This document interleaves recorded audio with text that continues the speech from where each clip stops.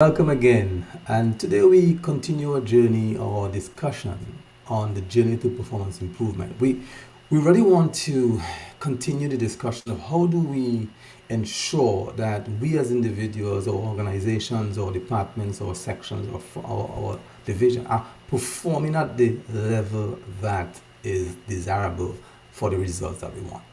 So yesterday we looked at the whole step or the journey to performance improvement. And today we want to dig in a little bit more to the first aspect of that, which is the effect. How do we know there is a lack of performance improvement? And what I've found is that a lot of times individuals, managers, leaders, companies are not prepared to confront or address the issue of performance management.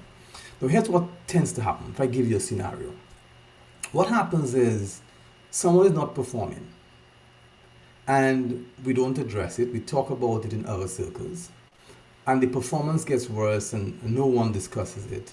And eventually that leads to either the dismissal of the employee or a fight with a labor tribunal, or we find ourselves in a battle with this employee who thinks that the organization, the manager, doesn't like them or has something against them.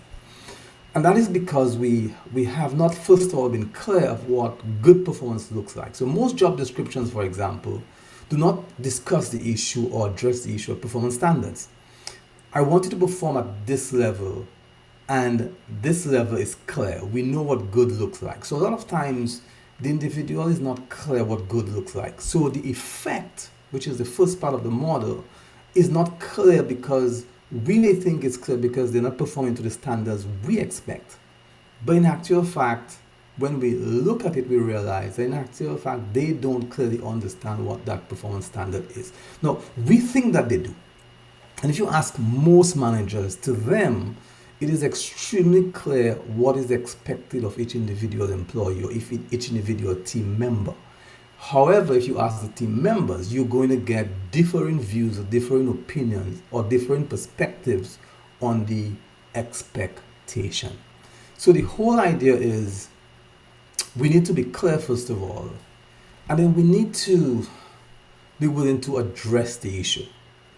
Now, for you, if you may be a manager, or you if you're a business owner, or you if you're a CEO or a C-level executive, have you been prepared to address the issue when it shows up? Or have you waited so long that it is then difficult, or is it a difficult conversation? No, it's always a difficult conversation discussing performance. So let's look at how do we ensure that we are clear on what those expectations are. So you may say to someone, I want you to report on something. But are we clear what that report should entail? Are we clear when that report should be submitted? Are we clear the level of detail required in that report? That's an example. We may say to someone, we want you to do a specific task. But yet we are not clear in how that task should be performed. Now, sometimes we may say we don't care, but then when the person comes back, we then say, well, we're not happy with how you've done it. So it's really important for us to clarify the expectation. So let me go back and bring up the model so I can show you each of the elements visually. And because it's important to be able to understand the visual elements. So let me share that with you. So here is the performance improvement journey. Here is the steps that I think are essential in ensuring that we are clear on the journey to performance improvement. So let's start with effect. Performance analysis and recognition. We must understand, which is what we're speaking about now, is the whole idea of how do we know what have we put in place? What's the elements of performance that we are not happy with? So this is not just something you as the manager, or you as the leader, or you as the business owner, or you as the CEO must be clear on. The individual must also be clear. The beauty is that if we are in a place like this now, we can change that around by having honest conversations, right? So it's critical for us to be able to have those conversations. So effect. Then once we understand what that lack of performance looks like, we then begin to look at what's the cause? What's causing this? And now, this is generally caused by a perspective or a mindset or the way of looking at things and then behaviors. So we must dig deep below the surface to understand that. The next thing is expectation. We then need to set clear expectations about what is required going forward. So we don't find ourselves in the same place where there's a lack of clarity around performance and performance expectations. So we set expectations, and we set expectations that can be measured.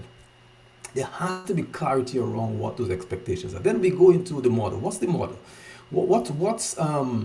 How are we going to go about doing that? What are we going to do? What's the process?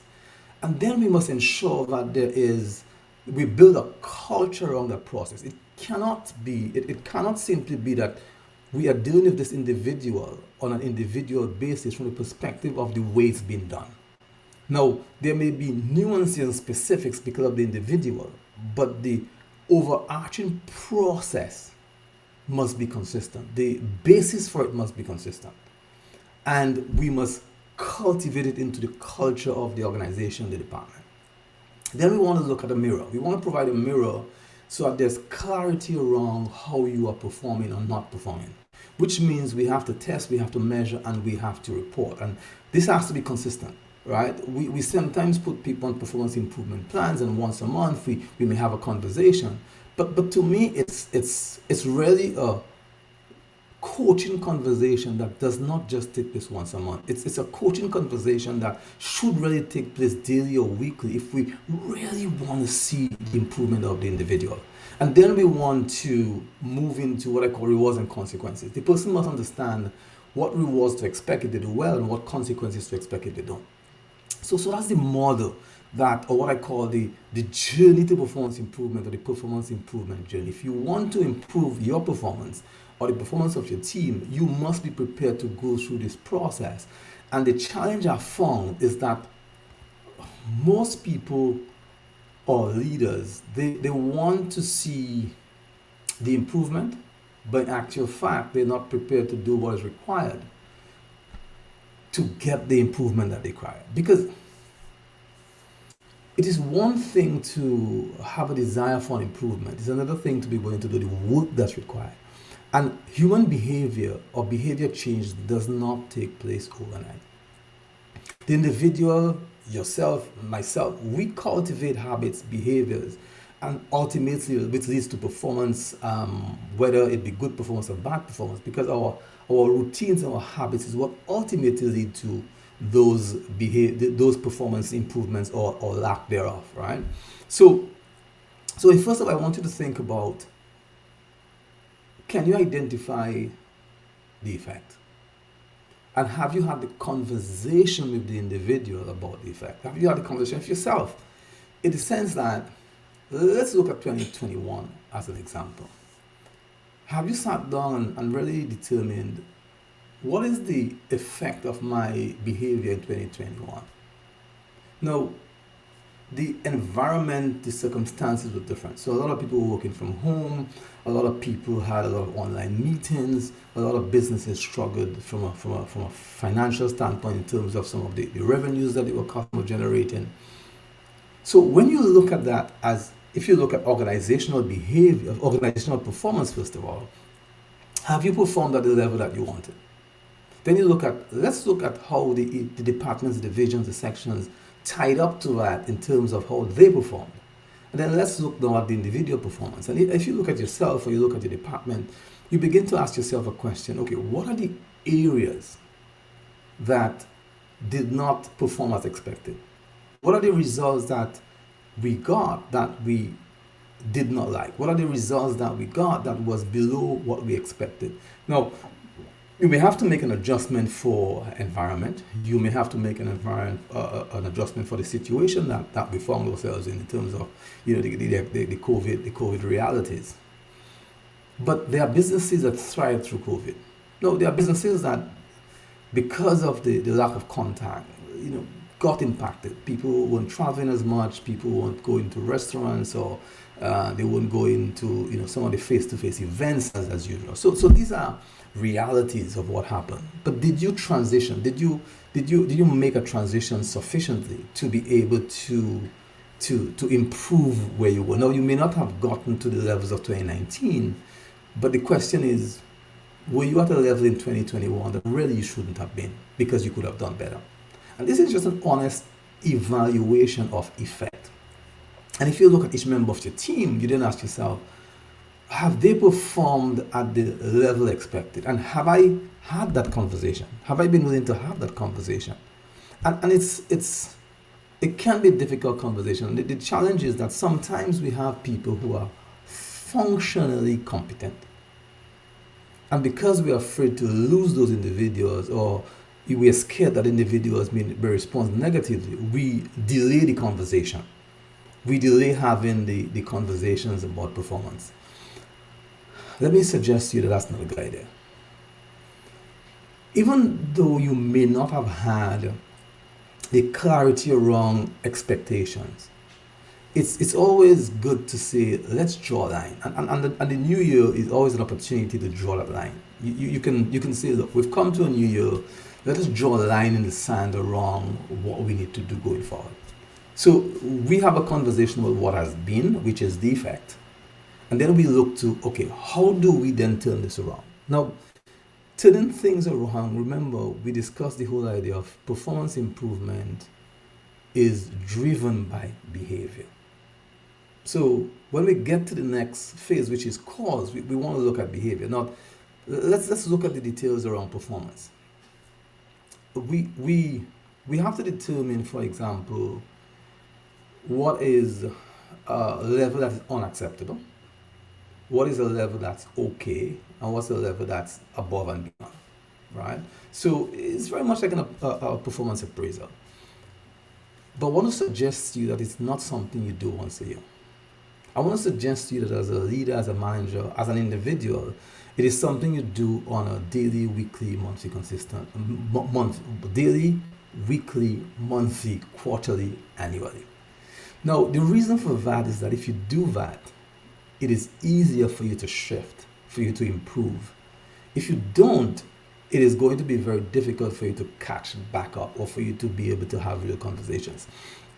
So in the effect phase, we want to ensure that we do not create too much of a gap or time lag between when the lack of performance occurs and when that conversation is had. So ask yourself, do an analysis. Take some pen, some paper, and begin to look and decide, where am I in relation to my performance? All right, so your performance as an individual, and where is your team as regards to their performance? Now, remember, team performance is impacted by individual performance. So if you look at your performance, your team's performance, and individual members of your team's performance, you then come to a realistic place where you can say, all right, let me now look at myself, my team, and the individual, and then I have a clear idea of what the effect is. You know what is caused, so you know what the results have been, or the lack thereof. You know the behaviors, you know the actions. So for example, what I'm talking about are routines, right? You have routines you have routines for yourself, and you have routines for each member of your team, or you should. If you don't, you need to stop and reevaluate that. So today, I just wanted to chat through effect, understanding implications, ensuring that you are willing to have the conversations while the lack of performance is going on, and not 2 months, 3 months later, 3 weeks later. If you have a team member, if you as an individual, you're not performing at the level that you want, that you should, it is time to stop, evaluate, and have that conversation with yourself, with your team members, to ensure that you are identifying the effect and beginning the process of ensuring that you can improve that performance. So look, I hope that it's made sense to you. I hope it's adding value to you. And I look forward to getting some feedback. So I look forward to your feedback, at the bottom of this feed, and look forward to helping you as we continue the journey to performance improvement. Take care, stay safe, be blessed.